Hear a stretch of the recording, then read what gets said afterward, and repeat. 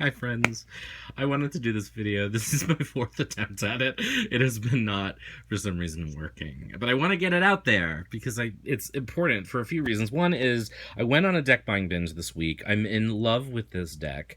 I wonder if it doesn't want to be shared with anyone right now because I can't make this video seem to work.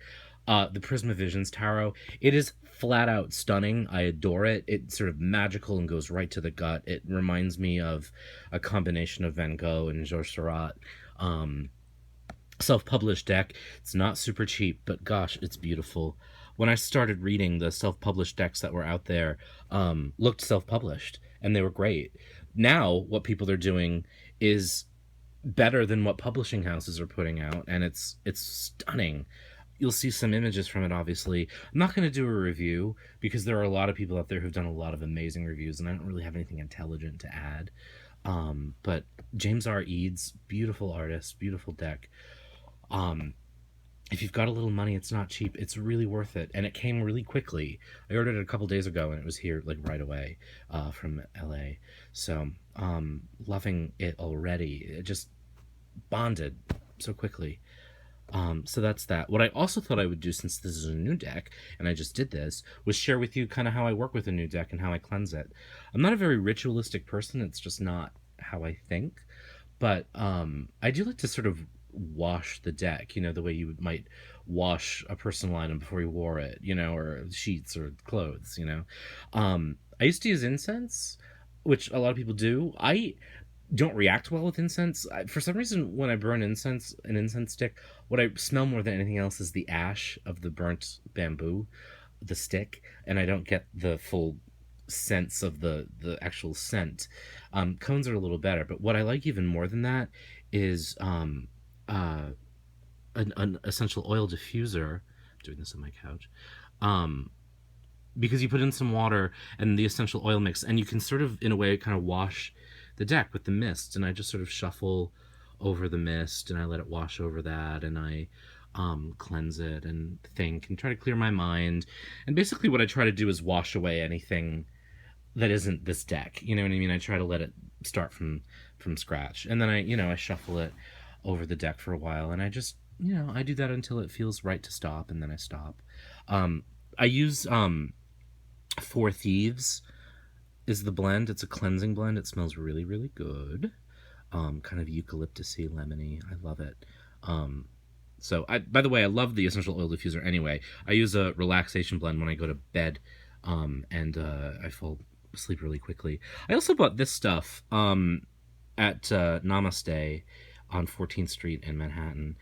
Smudge and a spray. Again, it's not ashy like a smudge stick. I don't like to spray things on the cards, but to spray it sort of over a reading space is really lovely, and it smells really good. So anyway, that's my little, I figured I would share that. That's not the point of the video, though. What I did want to do was share with you an idea that was inspired by Kelly-Ann Maddox. She did a great video on 3 card spreads, and 2 of the positions in one of her spreads was receive and release. And it's just one of those things, again, like this deck, that just hit me and went right to the solar plexus, and you sort of go, yes. So I played with that idea, and what I want to do is a reading for you about the 2 positions. I'm going to draw 3 cards for each position, as I like to do. But it's receiving and releasing. And this is a really good spread to do at the beginning of a week, to think about, or at the beginning of a day. What am I going to be receiving today? What am I going to be releasing today? And I'll talk about what those mean sort of individually. So let's just kind of jump in. Let's look at what the receiving is and what the releasing will be. So receiving this week, we get 10 of Wands, Page of Chalices, King of Swords. And then we'll do releasing in a second. All right. When I do this, as I do, I like to think about what has the strongest energy. Initially I thought this was the 8 of Wands. It's not. King of Swords, I'm going to go with. I talk about this a lot. I view my courts as an evolution of experience, as an evolution of a journey in the element of that suit. So again, a page is discovering something that they're interested in, that they're inspired by in that suit. The knight is going out and looking for it. The queen is becoming the master of it, and the king is the teacher. He's our guru. So I'm going to say that's the most powerful element in the reading. And so the King of Swords is going to represent for me, I used the word mentor earlier, exactly that. So this is what I'm receiving this week. I'm going to let this be the focal point of this spread. The King of Swords for me represents an incredibly talented communicator, an incredibly sharp, smart mind. This is a mentor. This is an academic, a teacher, which is appropriate. A lot of folks are going back to school this week, right? Or in the next couple weeks. I'm going to need to look for and receive the influence of a King of Swords this week. Someone who's smart, someone who's a mentor, who knows a lot about everything, who's very, very thoughtful, very, very smart, very, very clear, and who brings those qualities out in me. What that's going to lead to is the discovery of something new, something exciting, something that's going to get my my heart racing, my juices, flowing, something that's going to go, yes, I care about this, right? Cups, chalices in this case, something that's going to really excite me, and that's going to really get me thinking in a new way. It's gonna really help me discover something I'm really going to care a lot about. So the influence of this person is going to help me discover this. And then we get the Ten of Wands. A lot of people associate wands with a burden, with the Ten of Wands with a burden. And it is. I associate wands with vocation. And by that, I mean the stuff we're meant to be doing in life, the passionate stuff we care about, our life's mission, our life's work. Contrast that with Pentacles, which are more about the things that life demands of us. Your wands are your the novel you want to write. The Pentacles are the things you do to support the novel you're writing. The wands are the novel. The Pentacles are going out and looking for an agent or marketing it, or you know what I mean? So we get this burden, and what I think it's important to say is I need to, as I'm doing this, as I'm looking for the influence of this person and this energy and finding someone who's going to bring that out in me, it's going to open me up to something I'm going to really care about. I need to remember that as I go down that road, anything worth doing is exhausting. It's work. It's, it burdens you, but that's a healthy burden. I think the Ten of Wands frequently is anything worth doing. It hurts in a way. It costs. And I think the Ten of Wands reminds us of that. So that's what I'm opening myself up to this week. That's what I'm going to be receiving. The influence of this is going to open this, and I need to remember this. But this seems really positive. All right, so let's slide that up. Now, what am I going to be releasing this week? And by releasing, we might be thinking about letting something go or something that we need to put out into the world. So for that, we're going to get the Page of Pentacles, Justice. Interesting. We got Justice an essential kind of key point in a previous reading, my other reading that I did this week. So I think that's interesting. And the King of Chalices. Pentacles, Justice, Chalices. Interesting. So this, to me, is really fascinating. It really ties into the reading I did. If you look at the other reading that I posted with the Fountain Tarot for another spread, interesting that Justice is coming up so strongly. Justice is the central card here. It's a major. Despite the fact that I have two court cards, I'm going to let this is my meat, right? This is the beating heart of my reading. Justice is really interesting. Justice is not a card I see a lot, and so it's interesting that it's showing up twice today. Fascinating. Justice to me is the embodiment of what's just, the embodiment of the ability to cut through to the truth.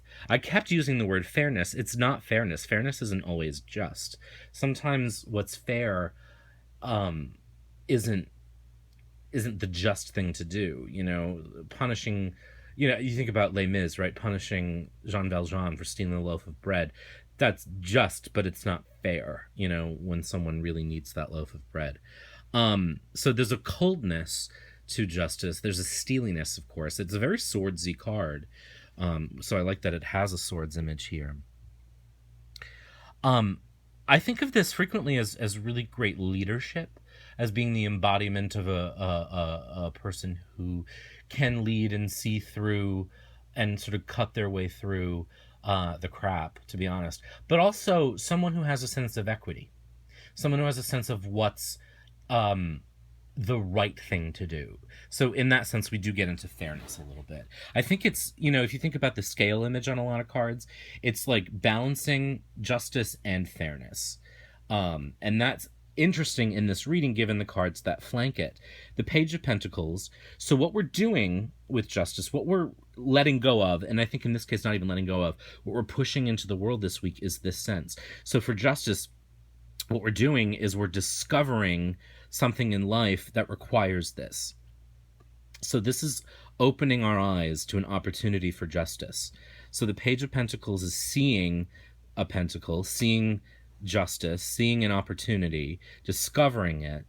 The King of Chalices is saying, great, you're going to dispense with this. You're going to see it, you're going to dispense with it. But what you're going to do is, again, we have another king, right? Kings are our gurus, our mentors, our masters, our teachers.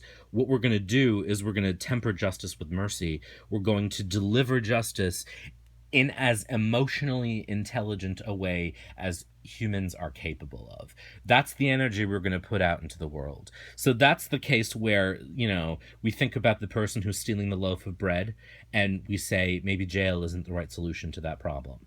Do you know what I mean? So we're putting an energy out into the world where we're going to see an opportunity to dispense justice. We're going to do that. We're going to release that justice in a way that's emotionally intelligent, that's emotionally aware, that's thoughtful, that's generous, that's aware, kind, and not easy. Kindness isn't easy. Sometimes the kind thing to do is to point out someone's mistakes, is to give them feedback, is to help them get better. It's not to forgive or let go of a mistake, say, but what it is an opportunity to do the generous thing, the thing that's really right for them. So that's our release. That's what we're putting out. Here's what we're accepting. Fascinating stuff. I mean, just wow, it seems like this is gonna be a big week for us. I hope this is interesting, and I hope it's helpful, and I hope that that you use this and that you find it inspiring. That's why I do this. I don't have the most views of people. I don't have that many, but I hope the people that are watching this find this kind of helpful. When I started reading, I was looking for this stuff and it wasn't out there. I don't think YouTube was out there. And I want to thank Kelly-Ann Maddox for the inspiration. I love her videos. I love her energy. I love this deck. Yes to this one. Yeah. So anyway, I'm going to stop gushing. Cool reading, cool times. Have a great week. Have a just week. Find some new stuff. And be kind and be generous. And happy Saturday.